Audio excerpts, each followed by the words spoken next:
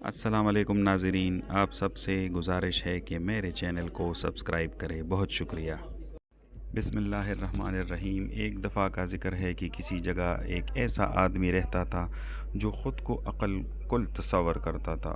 उसकी नज़र में दूसरों की सोच समझ उसकी बसीरत के आगे ज़र्रे की हैसियत रखती थी।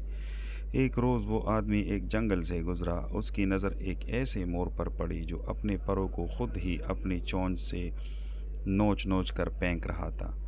उस अक्लमंद इंसान को ये मंज़र देखकर निहायत हैरानगी हुई। वो मोर के नज़दीक गया और उस हरकत की वजह दरियाफ़्त की और बोला, ए मोर, क्या तू अपने होश हवास में नहीं है कि खुदा की दी हुई इस कदर खूबसूरत नेमत को तू अपने हाथों खाक में मिला रहा है? क्या तुझे ये एहसास भी नहीं कि तेरे एक एक पर को लोग किस कदर अक़ीदत से संभाल कर रखते हैं?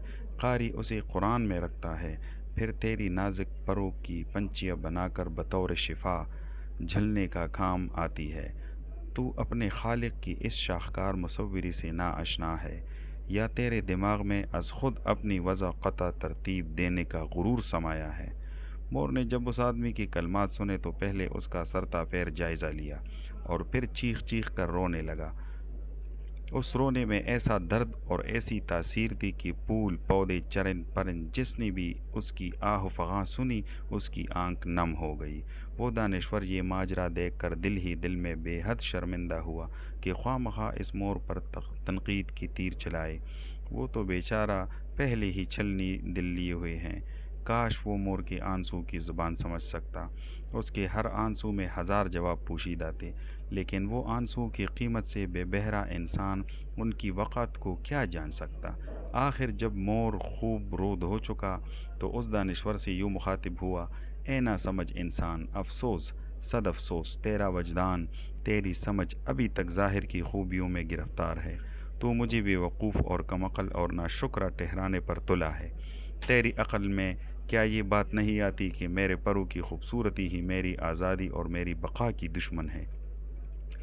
यहाँ रोज़ कितने बेरहम और सफाक शिकारियों से अपनी जान बचाना मुश्किल हो रहा है, जो मेरे इन खूबसूरत परों को हासिल करने के लिए नहायत बेदर्दी से मेरा शिकार करते हैं। कितने तीरंदाज है जो उनके हुसूल के लिए हर वक्त मुझ पर कमाने ताने रखते हैं। अब रोज़ रोज़ इन मसाइब का सामना करने की मुझ में ताब नहीं, इसलिए मेरी अक्ल व दानिश ने मुझे ये रास्ता दिखाया।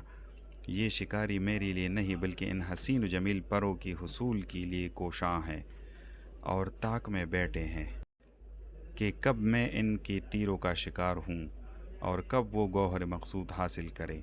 सो अब मैं इन परों को नोच नोच कर इसीलिए अपने वजूद से अलग कर रहा हूँ कि जान है तो जहान है। ए दानिश्वर, दरअसल ये पर ही मेरा तकब्बुर थे, लेकिन इन्हीं परों की बदौलत मैं मुश्किल में गिरफ़्तार हुआ, इसलिए इन्हें आखिरी सलाम। ए दोस्त, तू भी ज़ाद रह में सामान तकब्बुर ख़ुद से दूर फेंक दे और असल यानी अपनी रूह की हिफाजत फरमा। यही निजात की आखिरी मंजिल है। अगर तू तकब्बुर की जाल में आ गया तो गुमराही का गहरा गड़ा तेरा इंतज़ार कर रहा है, इसलिए अभी से संभल जा। तो नाज़रीन, कहने का मतलब यही है कि कभी भी अपने इल्म और अपने अक़ल पे तकब्बुर और गुरूर मत करना।